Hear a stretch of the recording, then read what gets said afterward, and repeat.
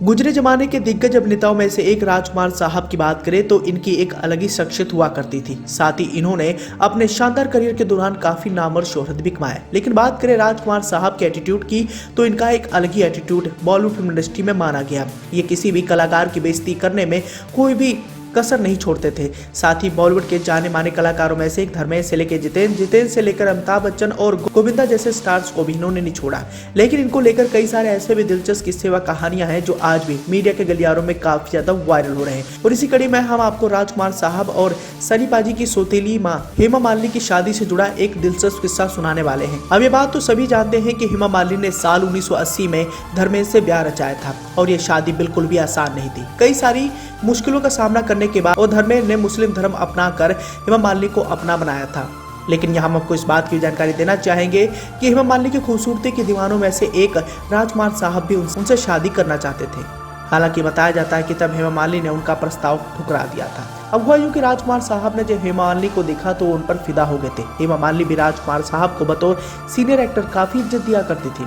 राजकुमार साहब हेमा मालिनी के प्यार में इस कदर पागल हो गए थे कि उन्होंने एक फिल्म से तब की बड़ी एक्ट्रेस वैजंती माला को आउट करा दिया था और उनकी जगह हेमा मालिनी को रखवा लिया था। इतने नहीं बताया तो ये भी जाता है कि राजकुमार साहब ने साल 1971 में एक दिन हेमा मालिनी को फूलों का गुलदस्ता दिया और अपने दिल की बात कह डाली। राजकुमार साहब ने हेमा से कहा कि वो उनसे बहुत ज्यादा प्यार करते हैं और उनसे ही शादी करना चाहते हैं।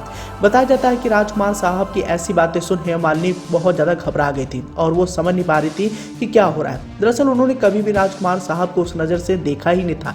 हेमा मालिनी ने राजकुमार साहब का ये गुलदस्ता उन्हें लौटाया और उनका प्रस्ताव भी ठुकरा दिया। हालांकि राजकुमार साहब का प्रस्ताव ठुकराने के बाद जब धर्मेंद्र के साथ उनकी नजदीकियां बढ़ी तो उनकी शादी को लेकर अफवाहें उड़ने लगी। यहाँ तक कि धर्मेंद्र अपनी पहली पत्नी पर प्रकाश कौर के पास गए और उन्हें मनाने की कोशिश की, लेकिन प्रकाश कौर नहीं मानी। धर्मेंद्र की वो दूसरी शादी नहीं करवाना चाहती थी। ऐसे में धर्मेंद्र के पास कोई ऑप्शन बचा और फिर उन्होंने मुस्लिम धर्म अपनाकर हेमा मालिनी को अपना हमसफर बनाया। इसी के साथ ही सनी पाजी और राजकुमार साहब का एक मशहूर किस्सा भी है।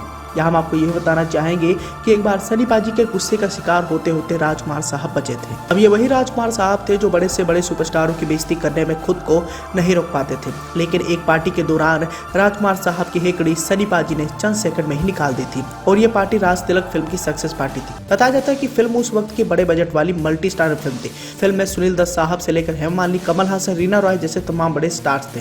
फिल्म में राजकुमार भी थे। ऐसे में सभी सितारे अपने फैमिली मेंबर्स को पार्टी में लाए थे।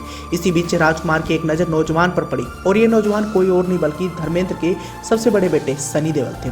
बताया जाता है कि जब राजकुमार साहब ने सनी देओल को देखा तो उन्होंने उनका मजाक उड़ाते हुए कहा कि ये शख्स कौन है। सनी देओल को राजकुमार से मिलवाया गया। ऐसे में राजकुमार साहब फिर अपने उसी अंदाज में आ गए जिसके लिए वो बहुत ज्यादा बदनाम थे। बताया जाता है कि राजकुमार साहब ने सनी देओल की खिल्ली उड़ाते हुए कहा कि ये गोरा चिट्टा लड़का किसका है, बिल्कुल आलू की तरह लग रहा है। उस समय सनी देओल की उम्र महज 28 साल की थी। राजकुमार साहब की बात सुनकर सनी देओल के चेहरे का एक्सप्रेशन बदल गया था और वो बहुत ज्यादा गुस्से में भी आ गए थे। बताया तो ये भी जाता है कि सनी देओल ने उस वक्त कुछ कहा तो नहीं, लेकिन उन्होंने राजकुमार साहब को घूरना शुरू कर दिया था। राजकुमार साहब ने उनके घूरने के अंदाज को नोटिस कर लिया और वो समझ गए कि शायद उनकी कही हुई बात सनी देओल को बुरी लग गई है। ऐसे में राजकुमार साहब वहां से तुरंत निकल गए। वैसे हम आपको ये भी बताना चाहेंगे कि राजकुमार साहब ने एक बार धर्मेंद्र के साथ भी ऐसी मजाक किया था और उन्हें पहलवान तक कह दिया था।